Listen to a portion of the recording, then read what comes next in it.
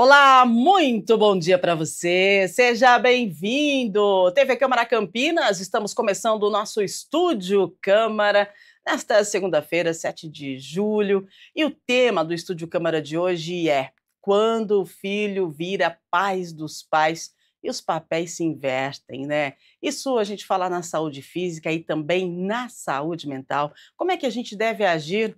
Para nos ajudar com o programa de hoje, já estamos recebendo os nossos convidados aqui no estúdio e daqui a pouquinho a gente inicia a nossa conversa. Enquanto isso, você manda para a gente a sua mensagem, né? O seu depoimento, a sua dúvida. Nosso WhatsApp está na tela para você. Manda aí, nossa produção está a postos. 19 97829 3776. Diga para a gente, você está preparado para cuidar ou para ser cuidado?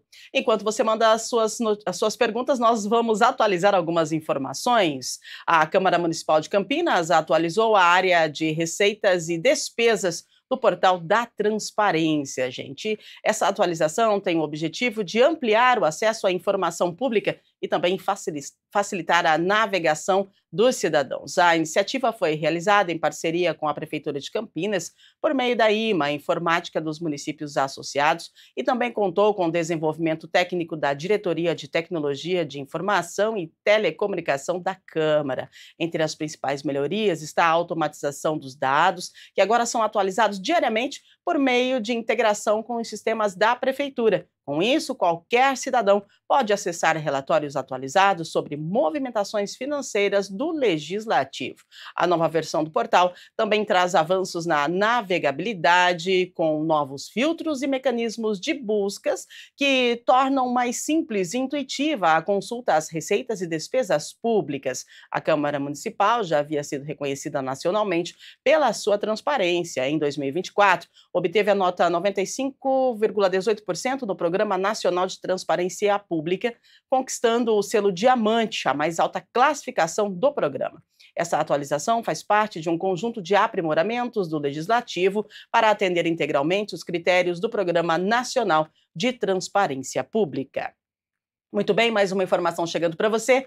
O Centro de Convivência Cultural de Campinas terá acesso livre para a população campineira. Após o lançamento oficial, o espaço já estará aberto, então, todos os dias, das 8 da manhã às 7 da noite, marcando uma etapa da reconstrução do complexo, que foi finalizada nesta sexta-feira, né? A implantação de novos gradis de proteção. Após 7 dias de trabalho, o objetivo do cercamento é evitar que a praça volte a sofrer com fogueiras sobre o piso, pichações, uso de entorpecentes e abandono. O cronograma de reabertura e funcionamento será divulgado nos próximos dias. Após o lançamento oficial, a programação detalhada vai orientar o público sobre horários de atendimento, eventos e serviços disponíveis, garantindo a organização e acolhimento na retomada plena do complexo. Muito boa notícia. Agora vamos com a previsão do tempo para esta semana. Para quem está se programando aí para sair de casa, né? Previsão do tempo hoje tá boa. Segunda-feira, já tem um solzinho lá no céu, né? O céu tá azul, alguns lugares entre nuvens, mas hoje a previsão diz que foi de mínima 10 graus e a máxima poderemos chegar aos 24 graus. Então, céu azul entre nuvens e um dia bem gostoso aqui na metrópole. Agora sim, nós vamos ao nosso tema central. Vamos falar sobre cuidados. Com o avanço da idade, crescem também os casos de doenças neurodegenerativas, como a demência. E aí, quando um pai ou uma mãe se torna totalmente dependente, a vida dos filhos muda, né? E nem sempre a gente está pronto para isso. A gente sabe que cuidar exige mais do que uma rotina e paciência. Tem toda uma estrutura emocional, tem tempo, tem escuta e muitas vezes um recomeço, né? E como lidar com tudo isso? E para esse bate-papo tão necessário, eu recebo aqui no estúdio dois convidados muito especiais. A psicoterapeuta Luciana Souza, ela trabalha com foco em vínculos familiares, envelhecimento com dignidade. Seja muito bem-vinda. Bom dia para você. Satisfação recebê-la. Bom dia, Rúbia. Bom dia, Fernando. Bom dia. Bom dia a todos que estão nos assistindo. É uma alegria. Agradeço esse convite, especialmente nessa manhã que eu cheguei aqui geladinha, né?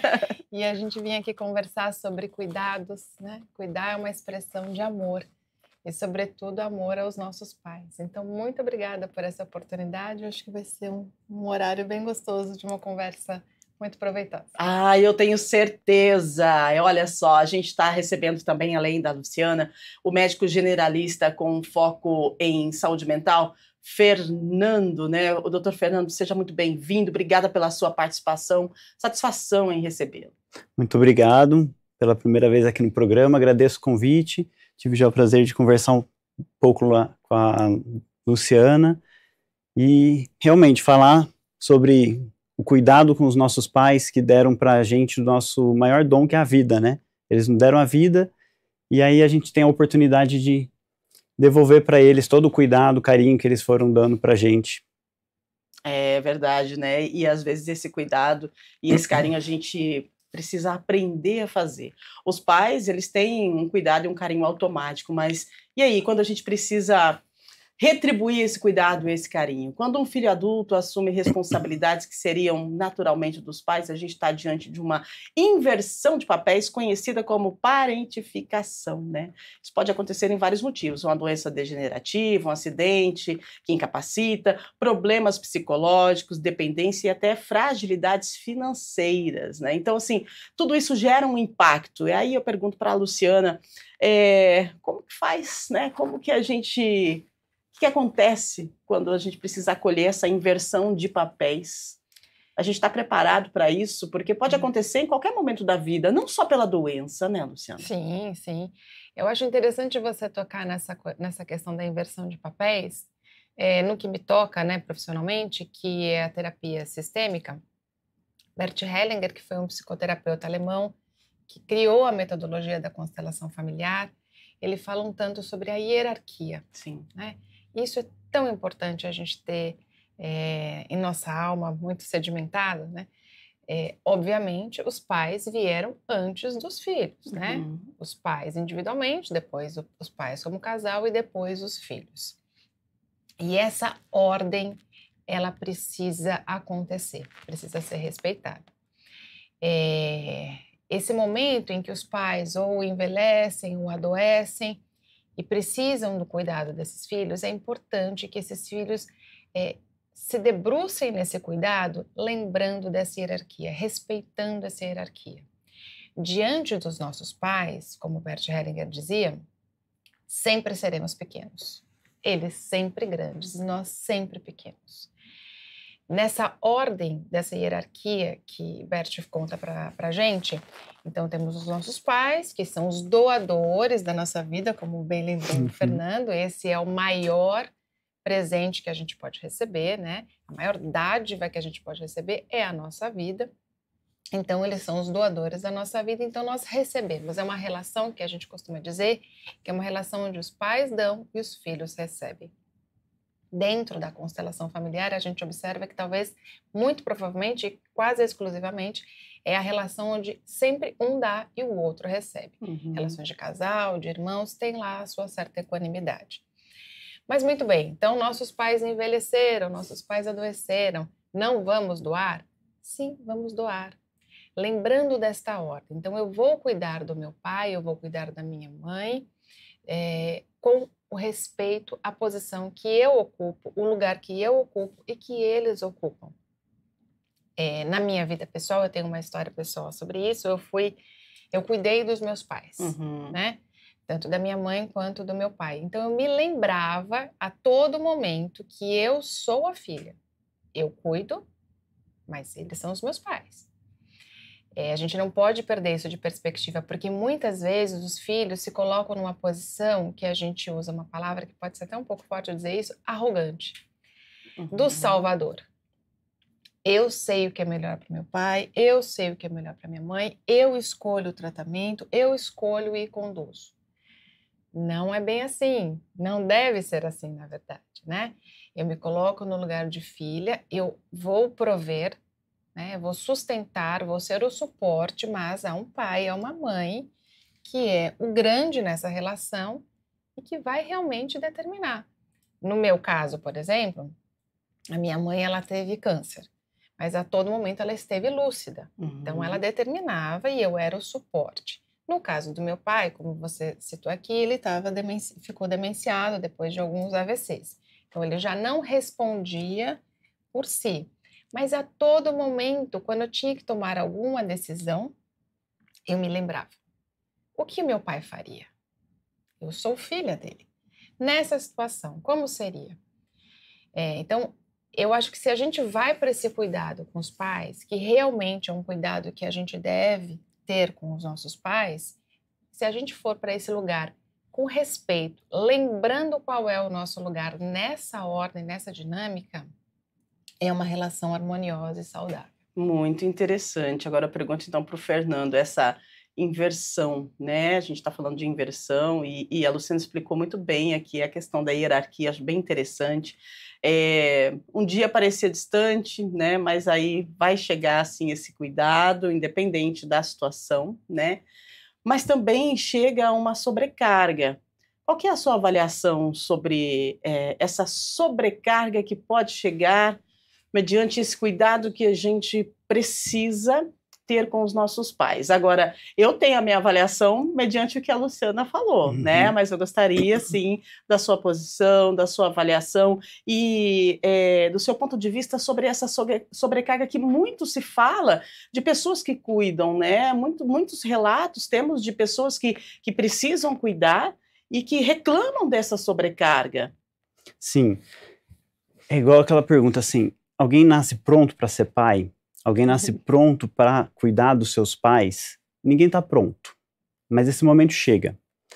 E quando ele chega, a gente vai ter que lidar, então, pouco a pouco, entendendo qual é o meu lugar. Eu acho que respeitar a história dos seus pais, respeitar que eles construíram uma vida, eles tiveram sua autonomia, e é muito difícil para o idoso, para as pessoas, mesmo os jovens, né, quando eles perdem a sua autonomia, isso é como se fosse arrancado um pedaço deles.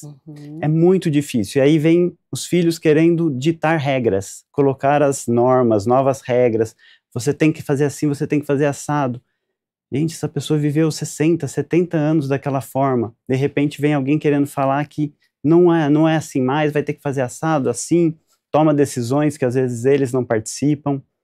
Então é muito sutil essa mudança. E a sobrecarga vem porque também os filhos, às vezes, é a geração sanduíche que eles falam, né?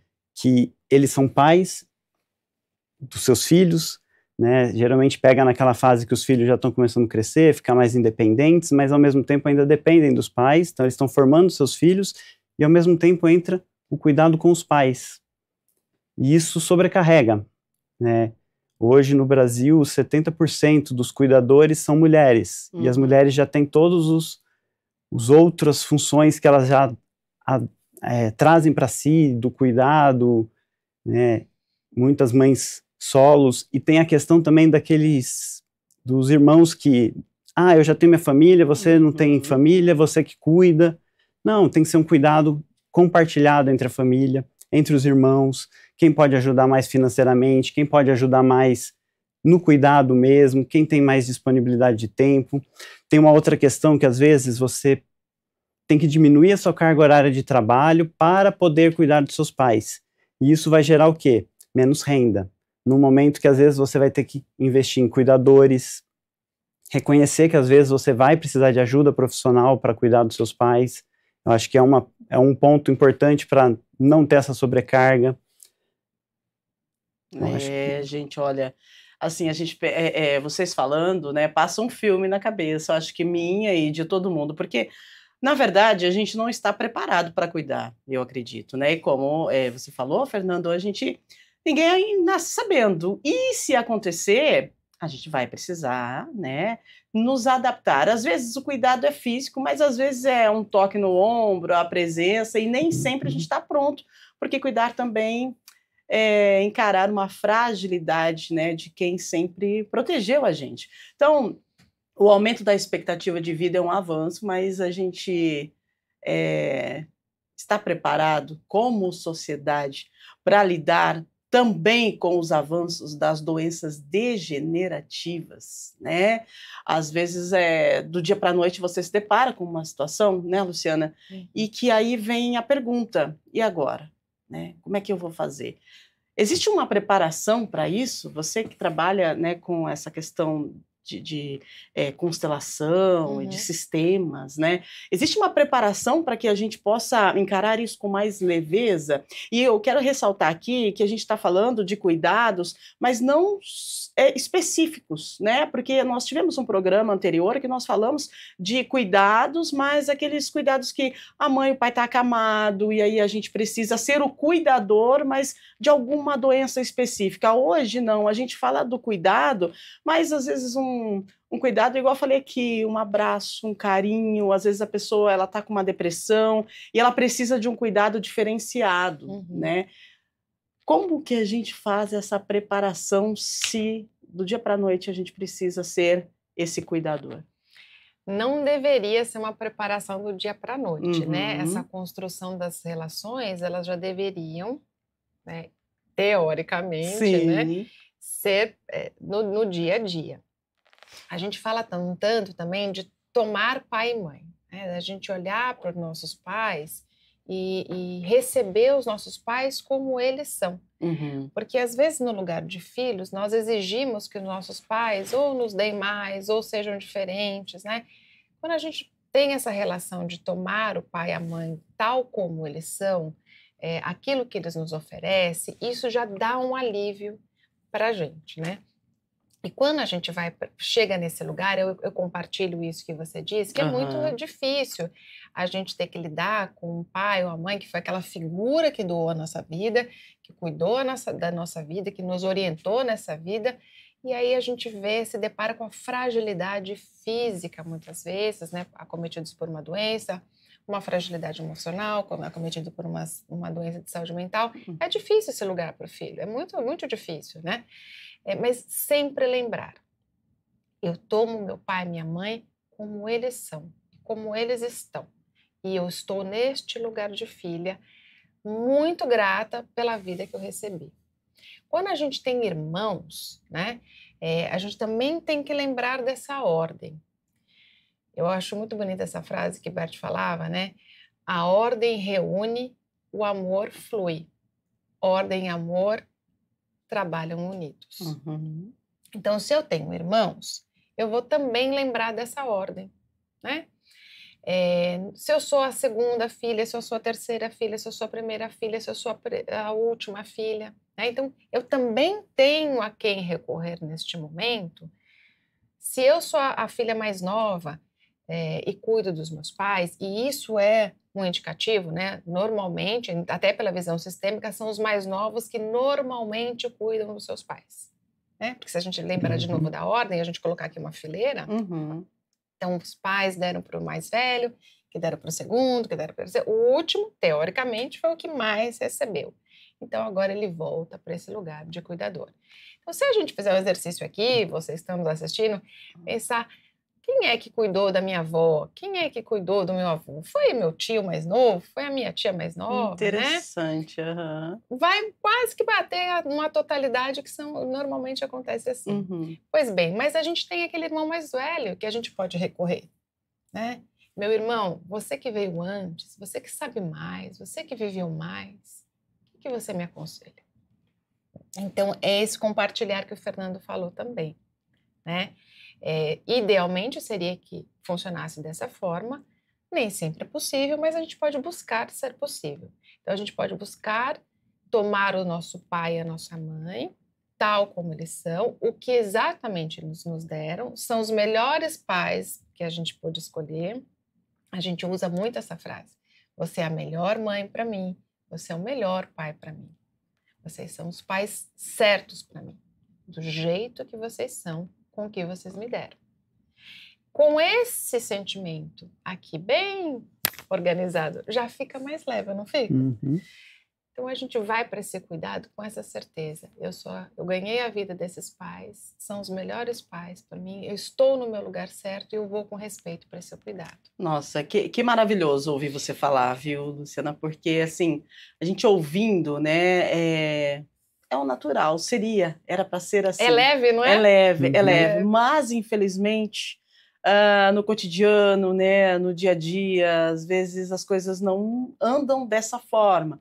E aí um passo importante foi dado pela Câmara dos Deputados com o marco regulatório da responsabilidade filial que prevê o dever dos filhos, Estado e sociedade em garantir cuidados e dignidade, né? A gente fala aqui da pessoa idosa. Quando o vínculo com os pais foi marcado por mágoas, distanciamento, como, né, e aí a gente faz como para construir essa relação de cuidado sem se perder emocionalmente. Pergunto para você, Fernando, que também trabalha com saúde mental, e aí a gente faz aí uma conexão, né, com esse marco regulatório da Câmara que, poxa vida, precisa estar na lei que eu preciso cuidar, né, dos meus pais. E aí a gente vem para esse lado, nem todo mundo foi feliz, né? A gente precisa ser realista aqui. E aí, eu tive uma infância não muito boa, tive mágoa do meu pai, da minha mãe, eles não foram presentes, e aí chega o momento de eu cuidar, mas eu não quero cuidar, daí eu vou para o outro lado, vejo que a justiça, juridicamente, eu preciso, né? Tá escrito lá que eu preciso cuidar. Uhum. E aí, como é que eu vou fazer isso sem me perder nas emoções? Porque vamos e convenhamos, é difícil lidar com essa situação. Eu não passei por isso ainda, mas é uma situação bem constrangedora e difícil de a gente poder ajustar todas as emoções e prestar esse cuidado da forma com que ele tem que ser. Sim.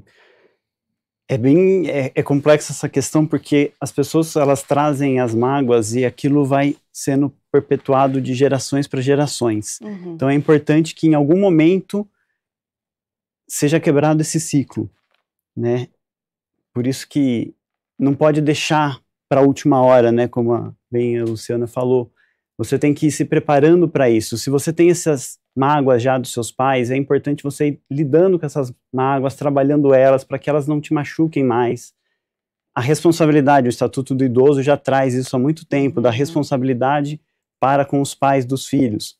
Os pais têm direito, inclusive, à pensão alimentícia dos filhos, se for necessário, né? Mas é tão melhor quando isso acontece de forma fluida, que os filhos querem. E tem que pensar uma coisa importante. Exemplo.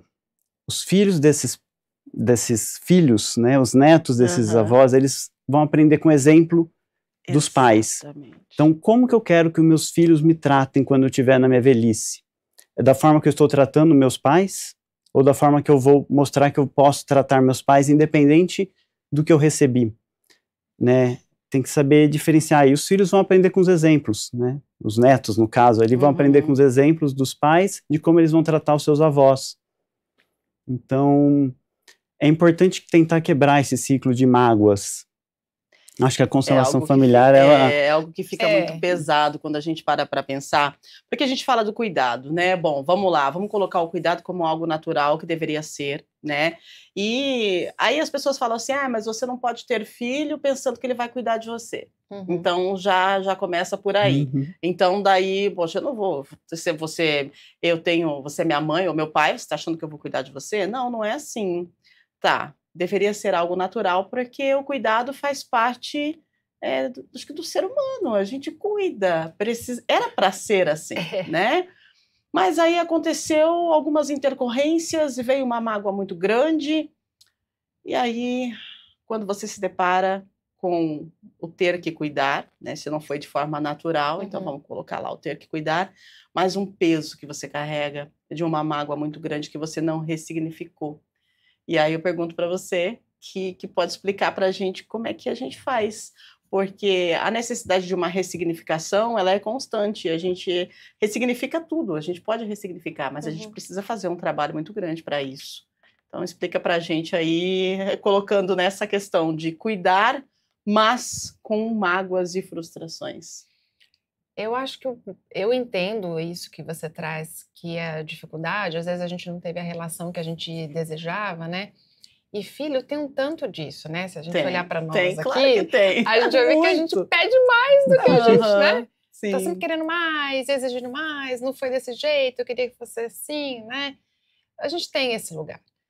E eu entendo que pessoas passaram por situações difíceis nas relações. Compreendo isso. Mas se a gente também ter aquele exercício que eu falei inicialmente, nós ganhamos a vida. Eu estou aqui hoje, vocês estão aqui hoje, vocês estão aí, porque ganharam a vida dos nossos pais. Então, isso de largada, para mim, já é muita coisa, é tudo, né? Então, esse já é um ponto de partida para a gente olhar. Então, se eu tenho uma cobrança em relação à minha mãe, se eu tenho uma cobrança em relação ao meu pai, se eu exigir mais do que eles me deram, deixa eu olhar isso para mim. Esse é o trabalho da psicoterapia, né? Deixa eu olhar para nesse lugar que eu ocupo, qual é a dinâmica que eu estabeleço nessa relação? Então, é um exercício individual, né? Que a gente pode olhar, a constelação olha isso dentro de um sistema, a psicoterapia olha isso no setting terapêutico para um exercício individual, para a gente fazer essa ressignificação que você chamou. Mas isso é primordial, né? Porque a minha primeira relação de amor, a minha primeira relação, né? Porque a gente cresce a partir da relação com o outro. A minha primeira relação com quem é? Exato. Né? Então é importante a gente ressignificar. Se eu tenho uma relação conturbada na minha família de origem, isso vai reverberar na família que eu vou construir depois, né? Então, tudo vai se ligando nessa história. É melhor que a gente trate isso a partir do reconhecimento da dádiva da vida e do respeito, e aí sim eu vou procurar um trabalho individual para ressignificar, seja a constelação, seja a psicoterapia, enfim, e vou para uma vida numa outra qualidade. Nossa, a gente pensa assim, né? É fácil? Não, não é. É desafiador. Muitas vezes a gente quer cuidar bem, mas daí não sabe como, daí vem uma dor, vem uma frustração, vem culpa, vem luto antecipado. Fernando, como é que a gente lida com essas emoções, né? Porque eu acredito que todo mundo lá no fundo, por mais que tenha aí um peso, por mais que carregue uma mágoa, né? Mas quando você vai cuidar, você quer fazer bem feito. Sim, e fazer bem feito gera frustração, porque é difícil achar o que é perfeito, qual é o conceito de que eu estou fazendo tudo o que eu posso, mas não está ainda do jeito que eu queria dar mais para eles, isso, ou então, não queria, estou tendo que fazer e não dou conta, tenho todos os meus afazeres do dia a dia também, financeiramente não estou conseguindo pagar os remédios, os medicamentos, porque isso também é um peso, vou colocar um cuidador, e o medo do cuidador não tratar bem os meus pais. Então, você falou uma questão também que me veio agora, do luto antecipado, né? Sim. Quando a pessoa está com uma doença terminal. E aí entra a questão que a Luciana falou do respeitar a autonomia também, a decisão dos pais. Muitas vezes, eles não querem fazer todos aqueles tratamentos que as pessoas... Eles não querem passar por uma químio e ficar mal, sendo que isso vai aumentar, às vezes, a perspectiva de vida em 6 meses, mas eu vou viver esses 6 meses mal, porque os efeitos colaterais, tudo, é muito difícil para os filhos, às vezes, aceitarem que os pais estão num momento de, eu quero viver bem esse final, que resta, né? O Erickson, né, junto com a esposa, Erik Erikson, junto com a esposa, ele definiu 8 fases da vida, né, e ela colocou, depois que ele faleceu, o acima dos 80, né, que se tornou a 9ª fase, vamos dizer assim, do desenvolvimento psicossocial. E nesse daí ele fala muito dessas questões de ressignificado, quanto que o idoso, principalmente depois dos 80 anos, ele se dissocia muito dos valores materiais que ele tem, é quando ele se permite mais liberdade de viver, se desprende dos preconceitos. Quantas vezes a gente já não ouviu alguém mais velho falando assim, agora eu falo o que eu penso, não tenho mais que me preocupar com o que vão pensar. Então, deixa os seus pais viverem isso, deixa eles falarem o que eles pensam, aprendam com isso, aprendam com o que eles têm a oferecer nesse momento. E tem uma outra questão também, eles começam a perder alguns pudores, no sentido de os idosos também, as pessoas mais velhas também têm vida sexual, e isso para os filhos é um tabu muito grande, e não deixam que eles vivam isso, que eles né, namorem com outras pessoas, mas vem aquela preocupação também de, vai cair em golpe, vai sofrer extorsão. Pode até ser que sim, mas seja próximo, seja amigo, né, nesse sentido de respeitar essa autonomia e liberdade deles, inclusive de viverem novos relacionamentos, depois às vezes de uma viuvez ou de uma separação, ou pessoas que não tiveram os seus cônjuges juntos, né, na criação dos filhos, e aí chega uma hora que eles estão libertos, vamos dizer assim, eu já criei meus filhos, agora eu posso me envolver com outras pessoas. E os filhos têm muita dificuldade em aceitar que os pais voltem a namorar, voltem a ter vida, ou então os pais que começam a querer sair mais, né, agora eu tenho tempo, aposentei, vou sair, e aí os filhos ficam, mas vai voltar tarde? Onde você vai? Com quem você vai? Tem toda uma preocupação, mas é importante ter um diálogo e mais uma vez, como a Luciana falou, respeitar quem eles são, né, respeitar a autonomia deles, as vontades deles. Nossa, muito bom, muito boa fala, porque a gente vai lá para a internet agora, para a rede social, né? Porque a gente vê muitos vídeos de pessoas assim falando, né? Poxa vida, agora eu tenho que ficar cuidando, ver a hora que o meu pai ou minha mãe chega, né? Eu tô indo dormir para trabalhar amanhã, mas eles foram tipo para um baile, enfim, e eu tenho que ficar cuidando. Mas quem disse que precisa cuidar? Quem disse, né? Eles pediram para você cuidar, então é a questão da autonomia, né? Eu acredito que a gente precisa ficar bem atento a isso, porque aí a gente está colocando um bloqueio, e isso pode desencadear uma questão de saúde mental, sim. Você sabe que eu conheço um senhor, a família dele optou para que ele fosse para uma casa de repouso, né? Porque ele estava sozinho em casa e ele não queria muitos cuidados, ele não aceitava muitos cuidados e ele estava triste, entrando em depressão. Mas o que acontece? Quando ele foi para a casa de repouso, o seu João, ele está indo para o baile, o pessoal chega lá, ele está feliz da vida, ele voltou com o brilho nos olhos. Então, assim, em casa, o que estava acontecendo? Ele estava entrando em depressão, saúde mental, né? Estava zerando total. E a família não entendia muito. Tipo assim, o que está acontecendo? O que está acontecendo? E aí, o que acontece depois? A família decide ir para uma casa de repouso. Ele aceita também. Aí outras pessoas da família, poxa, mas você está colocando, né, na casa de repouso, é um asilo e tal.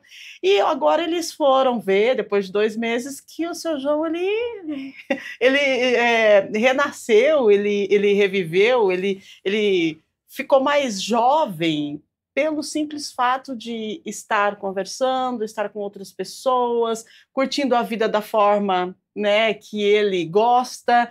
E aí veio o comentário da família, poxa vida, como pode? O que aconteceu com o seu João? O seu João não tem mais depressão?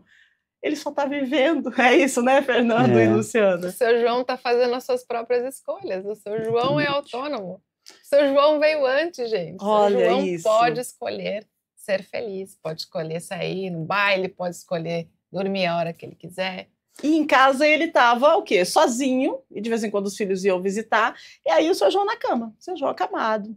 Talvez o seu João estivesse ali na casa dele de acordo com as regras que os filhos colocaram para o seu João, não é verdade? Quando deveria ser o contrário, né, Fernanda? Exatamente. E uma coisa que é muito importante é muito legal quando a gente tem casas de repousos que proporcionam isso. Infelizmente, não é a realidade de todas as casas de repouso. Sim. E aí é que cabe o não abandono dos pais em uma casa de repouso. O que a gente vê muito em casas de repouso são principalmente idosos com alguma demência, né, com questões psiquiátricas que dão mais trabalho, tem mais dificuldade no trato no dia a dia, precisam de mais cuidados e atenção.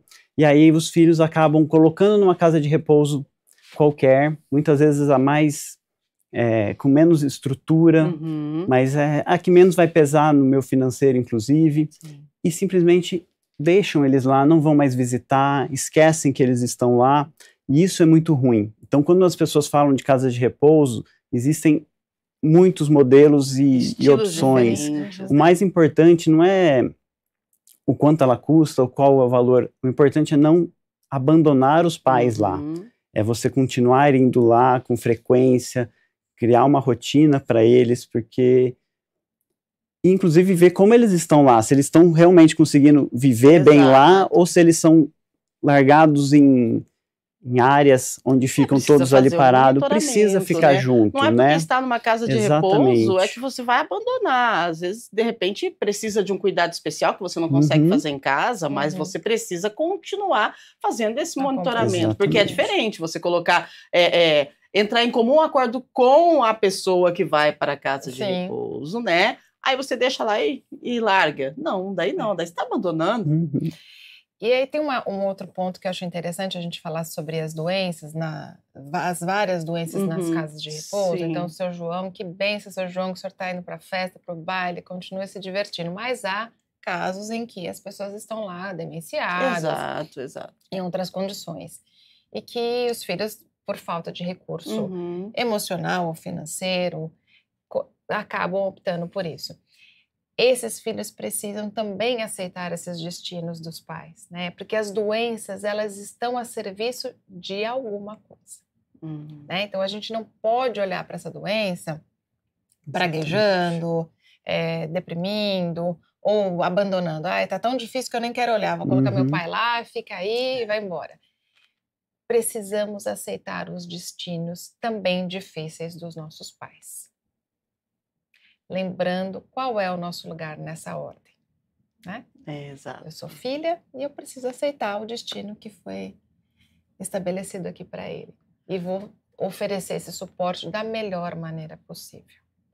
Muito bem. Segunda-feira, a gente falando aí de cuidados, né? Já parou para olhar, assim, como que tá? Quanto tempo faz que você não visita a mãe, o pai, né? Quanto tempo faz que você não cuida, exerce isso que tem dentro de você? Acho que todo mundo tem aquele cuidado, a mulher mais, né? Porque a gente é do feminino, né? Mas o homem também cuida. E aí, que tal você dar uma olhadinha na família e vamos lá, vamos cuidar juntos, porque uma rede de apoio é importante, né? Alivia, e eu acho que faz a família, de repente, entrar naquele conforto que é necessário quando a gente fala de cuidado, né, Luciana? De harmonia, né? De harmonia, exatamente. E é tão gostoso cuidar, né? É bom, né? É gostoso cuidar, gostoso ser cuidado, né? Quem não gosta, né? Dá um quentinho, não é? É, bem isso, gente. Agora 8h48, a produção está avisando que a gente tem a participação de telespectadores. Vamos ver, então, o que o pessoal de casa está pensando desse nosso bate-papo e o que eles estão compartilhando com a gente. Pode colocar a produção na tela para nós. O Antônio do Jardim Chapadão. Quais os sinais de alerta de que meus pais já não podem mais morar sozinhos? Tenho medo de intervir cedo ou tarde demais. Nossa, Antônio, bem pertinente seu questionamento aí, porque a gente precisa saber, mas como é que a gente faz para saber isso, Fernando? Eu acho que eu tenho formação também em arquitetura e urbanismo, e eu enxergo essa forma aí, essa pergunta também com uma questão das limitações que as casas, os perigos que as casas trazem para o idoso, né? Tanto degraus, tapetes. Então, antes de você tirar os seus pais da casa deles, você vai ter que começar a arrumar a casa para que ela fique mais segura para eles. O idoso, ele tende a andar arrastando mais o pé. Então, tapetes podem ser perigosos, né? Quinas, é igual quando a gente tem criança, a gente muda a casa inteira. Por que a gente não muda também quando a gente tem um idoso que começa a ter limitações físicas, ele tem mais dificuldade para se levantar, colocar uma barra no banheiro para ajudar a levantar do vaso sanitário? Mas ele não aceita. Coloca na sua casa. O dia que ele for lá, ele vai ver como aquilo facilitou a vida dele. Então, a gente dando um exemplo, trazendo isso para ele de uma forma não impositiva, mas ele viu o benefício daquilo e ele quer aquilo, já começa a melhorar, ele já aceita melhor. Porque tem muitos idosos que eles têm mais dificuldade em aceitar que estão envelhecendo. Eu acho que é natural de qualquer pessoa perder a sua autonomia, é difícil. Então, fazer primeiro essas adaptações no ambiente, né, tentar postergar ao máximo com segurança. Câmeras, mas isso é uma coisa que tem que ser conversada também com o idoso, explicar. Hoje, né, quem tem acesso, hoje tem relógios que detectam quando o idoso cai, já avisa, né, já lança um sinal de alerta para quem está programado para receber. Então, tem mecanismos que você pode ir colocando que você consegue postergar um pouco mais isso, porque é muito difícil para o idoso aceitar essa mudança às vezes. E tem que ser respeitada a autonomia deles, e é importante que seja feito em conjunto com eles, quando eles percebem que realmente é melhor quando eu estou fora. Em alguns casos, quando você tem a demência, a pessoa começa já a ter mais dificuldade de criação do juízo, e aí tem que pensar, como a Luciana falou, o que meu pai gostaria, né? Muitas vezes eles assim, não, vou sair da minha casa nunca, mas e se a casa dele agora for outra casa? Ele não está saindo da casa dele, mas fazer que aquela casa onde ele vai ele não é um convidado, aquilo ali também é a casa dele, né? Ele tem que se sentir parte, né? Então, acho que isso bem é desafiador, né? Até porque, se a gente parar para analisar, igual o Antônio está colocando aqui, os pais, vamos lá, um casal, né, teve seus filhos, criou os filhos foram embora, aí um dos dois se vai também, e aí um fica sozinho, o outro fica sozinho, e aí ele não quer se desprender, porque é um lugar de histórias, é um lugar de vida, e aí como o filho vai intervir para tirar essa pessoa daquele lugar de vida. Mas né? ela quer ser retirada? Exatamente. Pergunta. E você viu que a dúvida, ele tem medo de tirar cedo e também medo de tirar tarde. E aí faz como, Luciana? A gente pergunta, pai, mãe, o que você precisa? A resposta sempre vai ser que ela não quer sair de lá, não é? O que você precisa, então, para ficar aqui melhor? É verdade. Sabe? Porque senão a gente vai para o lugar da imposição. Exatamente. Eu determino que agora você, sem minha mãe ou sem meu pai aqui, não pode mais morar aqui. Porque eu, filha, não dou conta. Porque eu, filha, acho que não é bom. E aí eu retiro. Pai, mãe, o que você precisa de mim para a sua vida ficar mais confortável, mais segura? Como é que eu posso te colaborar na sua autonomia? Nossa, quanto ensinamento, né, em pouco tempo. Isso é bom demais, gente. É tão gostoso quando a gente pode aprender, e aqui a gente aprende todos os dias, sabia? Isso é maravilhoso. Eu tenho certeza que a gente lança a nossa sementinha aí, e alguém tá captando, tá puxando, essa sementinha vai florescer, e a gente fica muito feliz com você aí do outro lado, tá? Vamos lá, 8h53, pode colocar, produção. Tem mais perguntas pra gente? Se tiver, pode mandar. A Beatriz do Swift. Como iniciar a conversa sobre a inversão de papéis com os pais sem que eles se sintam invalidados ou ofendidos com essa situação? Ô, Beatriz, tudo bom? Bom dia, obrigada aí pela sua participação, que a gente está falando aqui, né? Não seria uma inversão de papéis, né? Seria um conforto. Explica, Lu. Seria ofertar, né? Um pouco daquilo que nos foi dado. Sabe, Beatriz, eu acho que a gente pode sempre abrir, sobretudo com os nossos pais, o nosso coração, a nossa verdade, a nossa vulnerabilidade, né? Então, se você está diante de uma situação em que você está percebendo que seus pais estão com uma dificuldade, né? Essa conversa muito sincera, muito honesta. Sabe, mãe, sabe, pai, eu sou filha de vocês, né? Eu recebi muito amor de vocês. E agora eu sinto que vocês estão precisando de uma ajuda. Como eu posso me colocar nesse lugar com todo respeito à figura que vocês representam na minha vida, né? Ao lugar que vocês ocupam na minha vida. Então, eu acho que as conversas que acontecem a partir do nosso sentimento, com verdade e transparência, são as melhores conversas em qualquer relação. Seja com os pais, seja com um amigo, seja com filho, seja com parceiro. Eu acredito que as conversas que se iniciam a partir dos nossos sentimentos, elas são as conversas mais proveitosas e mais construtivas. Então, eu acho que se eu puder te dar uma sugestão, Beatriz, eu acho que esse é um caminho, você se colocar em seus sentimentos em relação a isso. É algo que nos desafia, né? E a gente precisa aprender. E aqui você está tendo dicas e sugestões de aprendizado, de como você cuidar, né? E eu acho que isso... A gente vai passar por isso em algum momento da vida e é bom que a gente possa aprender, né? Se não vem natural, sim, a gente pode aprender sim e aperfeiçoar ainda mais. 8h55 tem mais, acho que 2, né? Vamos lá, produção, pode mandar as outras. Vamos ver, o Ricardo Mansões Santo. Sinto que minha vida pessoal e profissional parou para cuidar dos meus pais? Como reencontrar o equilíbrio e não me anular nessa fase? Vamos lá então, Luciana. Eu acho que anular em nenhuma situação é uma alternativa, né? Eu acho que a gente precisa acomodar. A gente precisa lembrar qual é o nosso papel nessa família. Eu não sei qual é o seu papel aí na sua hierarquia. Se você tem irmãos mais velhos, eu acho que você deve sim recorrer a esses irmãos. Se você não tem, eu acho que deve ter outras figuras na sua família que podem ser esse apoio. Mas nenhum pai, nenhuma mãe deseja que seus filhos se anulem por nada, sobretudo por eles próprios, né? Então, eu acho que esse não é um bom caminho.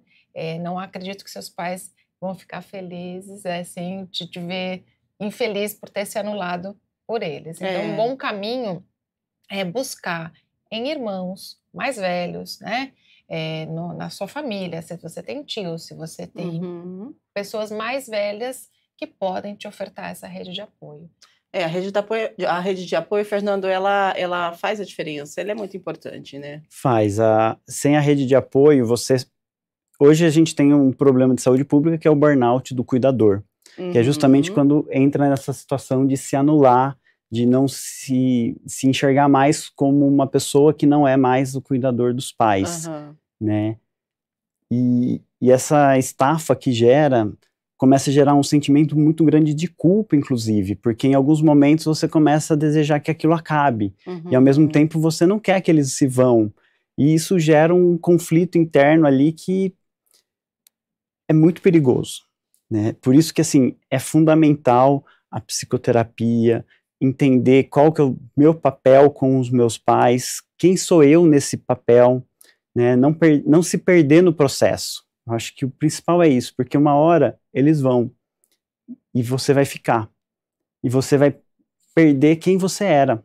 E aí você vai ter todo um trabalho de se ressignificar, mas você ainda precisa deles, mas eles não estão mais ali. E isso também é difícil você deixar isso acontecer, chegar lá para frente. É como foi dito, né? Tem que ser fluido, tem que ser uma coisa contínua, um processo. E nunca se anular vai ser algo produtivo, nem para você, nem para quem é cuidado. Exato, né? Chega num ponto de desgaste, né? Você não vai conseguir. E daí, se você não está legal, como é que você vai cuidar? Para cuidar, a gente precisa estar bem conosco, para a gente poder fazer com que o outro se sinta bem também. A gente transborda, né? Sim. Então, se você não está bem consigo, você não vai conseguir repassar essa questão, não vai conseguir deixar o outro bem também, por mais que você faça e dê o melhor cuidado. Né? Vai ter alguma coisa ali que não vai se encaixar. Então, precisa se cuidar sim, né? Antes de cuidar do outro. Eu penso que seja assim, né? É o que eu disse no início. Se a gente está bem firme no nosso lugar, se a gente ocupa o nosso lugar com consciência e presença, a chance de a gente adoecer, entrar no burnout ou em outra doença, é muito menor, né? Porque eu sei do papel que eu ocupo e nele eu vou fazer o meu possível melhor. Muito bem. 8h59, mais uma pergunta, vamos lá. A produção pode colocar na tela, por gentileza. Fernanda do Bonfim. Meu pai sempre foi muito independente, agora se sente inútil. Ô, Fê, bom dia. Pois é. Como é que eu posso ajudar a encontrar um novo propósito nessa fase?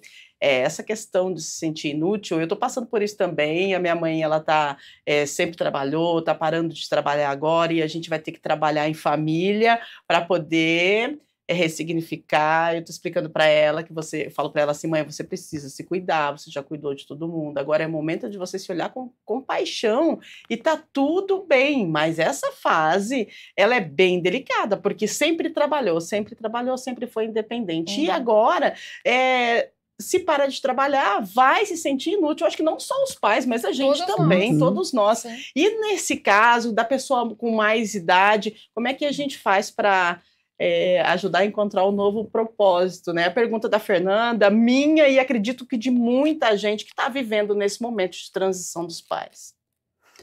Eu acho que é fundamental que primeiro, assim, quando você fala que você vai cuidar, você vira o apoio emocional, inclusive, às vezes, dos pais. Então, é validá-los, encorajá-los a fazer novas coisas. Por mais que eles falem assim, eu não consigo fazer mais nada. Consegue. Vamos achar o que você pode fazer, o que você pode ajudar, né? Eu tenho exemplos, assim, minha mãe ia aposentar, ela ia parar de atender. Não vai parar. Ela vai começar a atender o quê? Voluntariamente. Então, ela continua fazendo o que ela fazia com outro propósito, ela ressignificou a profissão dela.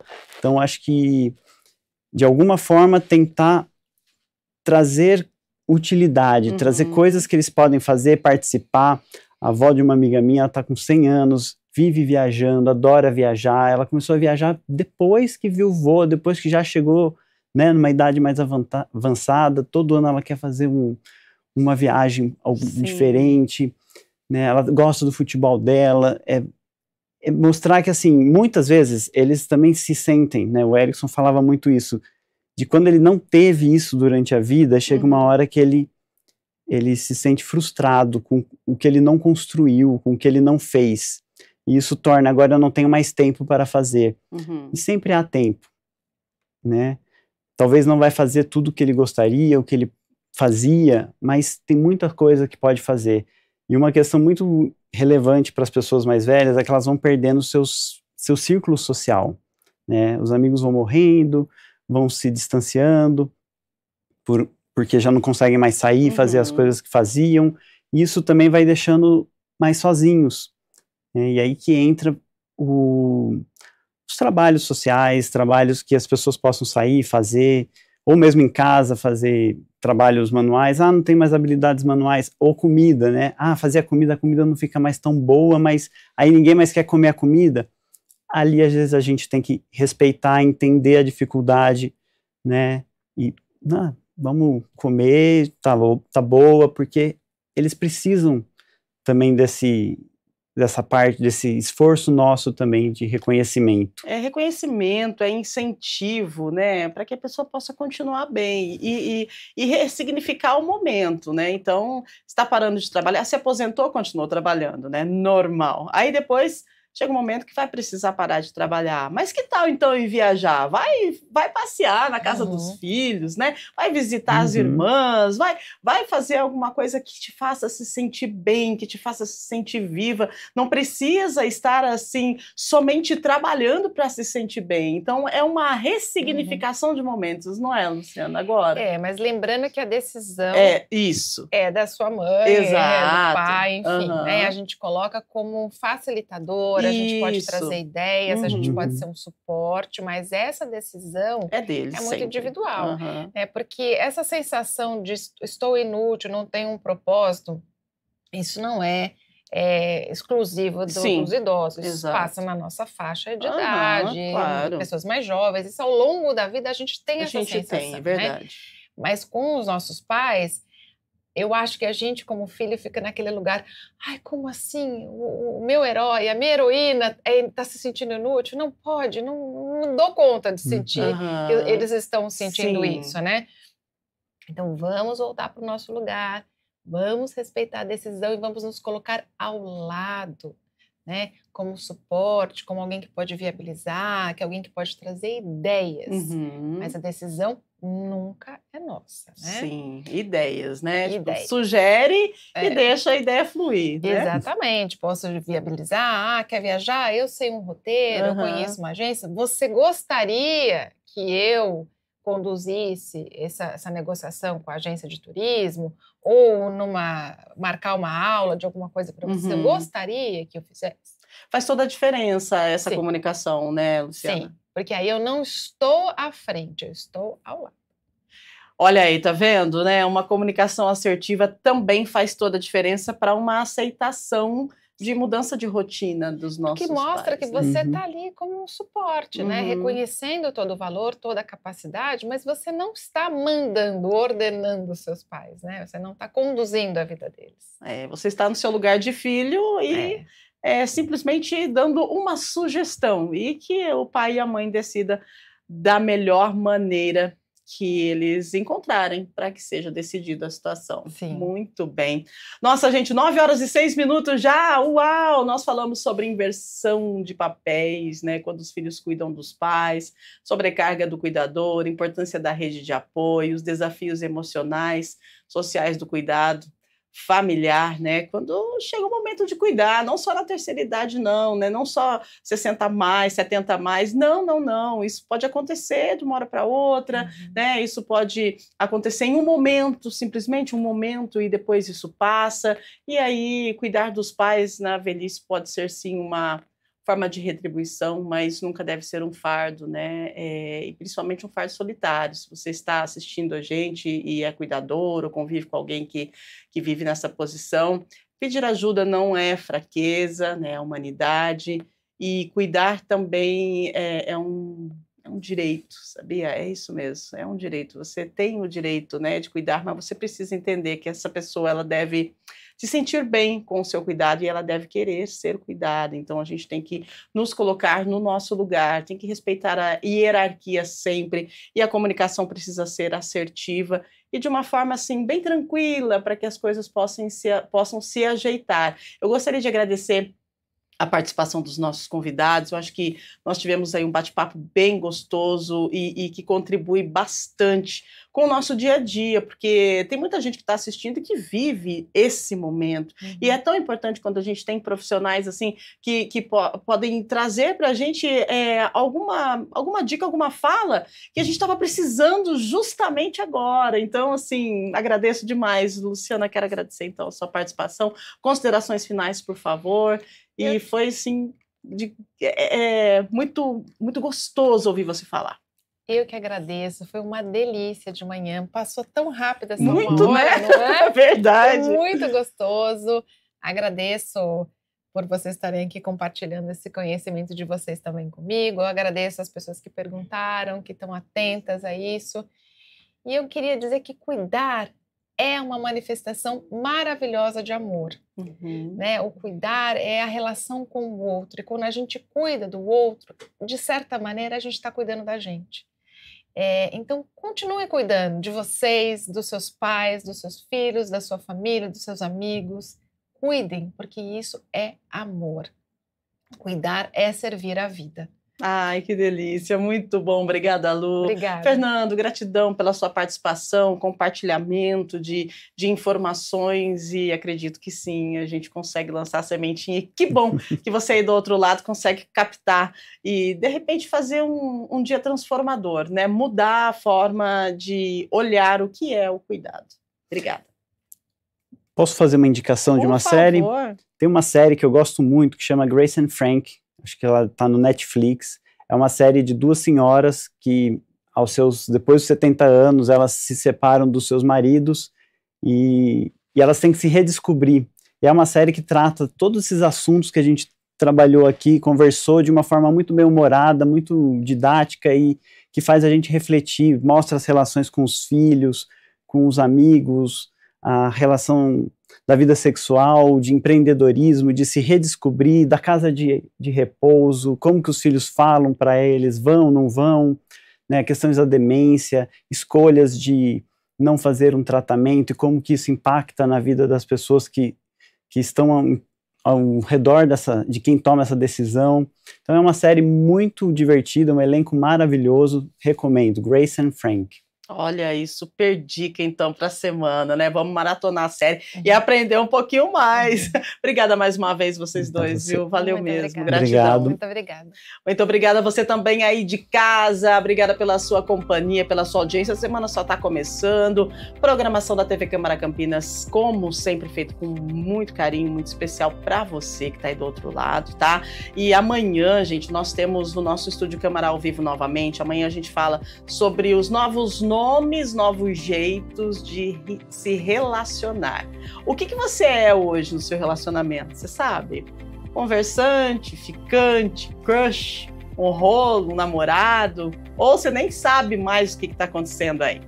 As relações mudaram e os rótulos também. E a confusão virou regra. Pois é, vamos entender o que está por trás dessa nova dinâmica afetiva, né? E como é que isso mexe com a forma de se envolver, de se cuidar e de se machucar também. De repente você entrega tudo e descobre que você era só um ficante. Ou então você acha que já está quase casando e descobre que você era somente um crush.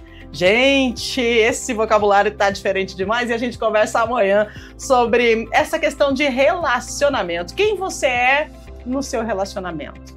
E você, claro, né, vem participar com a gente, vem conversar conosco e com os nossos convidados amanhã ao vivo, a partir das 8 da manhã aqui na TV Câmara Campinas, com mais uma edição do nosso Estúdio Câmara. Lembrando que o nosso programa fica sempre no YouTube, já está disponível lá o programa de hoje, tá? Nós estamos ao vivo no YouTube também. Importante que você repasse para sua família, para os seus amigos aí, porque tem informações assim de qualidade que com certeza você vai usar no seu dia a dia, tá bom? Beijo grande, fica muito bem, uma semana linda para você. Se cuide e cuide também, tá? É a forma que a gente mostra que realmente a gente ama de verdade, é o cuidado, tá certo? Beijão, gente, valeu, obrigado aos nossos convidados mais uma vez. Obrigado. Fiquem com Deus e se cuidem. Meio-dia tem Câmara Notícia com informações do Legislativo Campineiro e de toda a nossa metrópole para você, não perca. Até amanhã, valeu!